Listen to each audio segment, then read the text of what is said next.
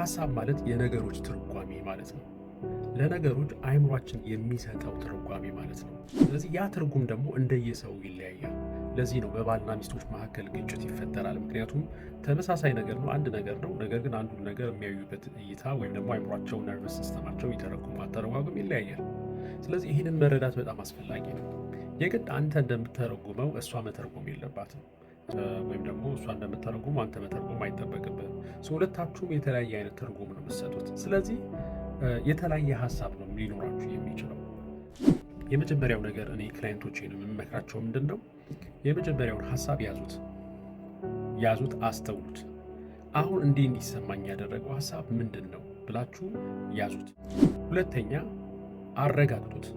ይሄ ነገር በእውነታ ላይ የተመሰረተ ነው ወይ ብላችሁ አረጋግጡት። ሶስተኛ በእውነታ ላይ ካልተመሰረተ ሀሳቡ ያንን ሀሳብ ቀይሩት ወይም ለውጡት። ለምን መሰላችሁ? ሀሳብ ስሜት ላይ ተጽዕኖ ይፈጥራል። ስሜት ደግሞ ባህሪያችን ላይ፣ ተግባራችን ላይ ተጽዕኖ ይፈጥራል።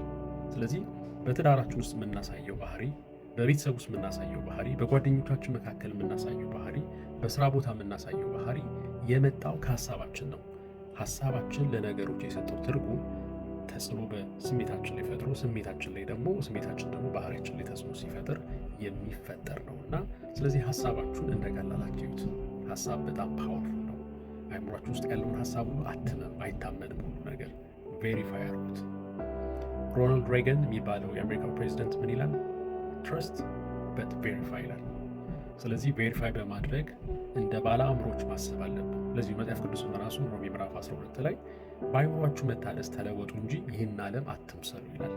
ስለዚህ አእምሮ መታደስ አለበት ሁልጊዜ። አእምሯችን ካልታደሰ፣ ቼክ ካልተደረገ፣ ነገሮችን ከእውነታ አንጻር ካላየናቸው ችግር በስሜታችን ላይ ሊፈጥር ይችላል። ጭንቀት ይመጣል፣ ዲፕሬሽን አለ፣ ፍራስትሬሽን አለ፣ ተስፋ መቁረጥ አለ፣ ብዙ ነገሮች አሉ። ከዚህ ሁሉ ለመዳን መጀመሪያ ወደ አእምሯችን መሄድ አለብን። ባህሪውን ሳይሆን ስሜቱን ሳይሆን መጀመሪያ ባህሪ ለዛ ሁሉ ኮንትሪቢዩት ያደረገውን ትርጓሜዎችን ማየት አለብን ማለት ነው። አመሰግናለሁ። ለተከታታይ ቪዲዮዎች ይህንን ፎሎ አድርጉ፣ ላይክ አድርጉ፣ ሼር አድርጉ፣ ለሌሎች የሚደርሳቸው ብዙ ጠቃሚ የሆኑ የአእምሮ ጤና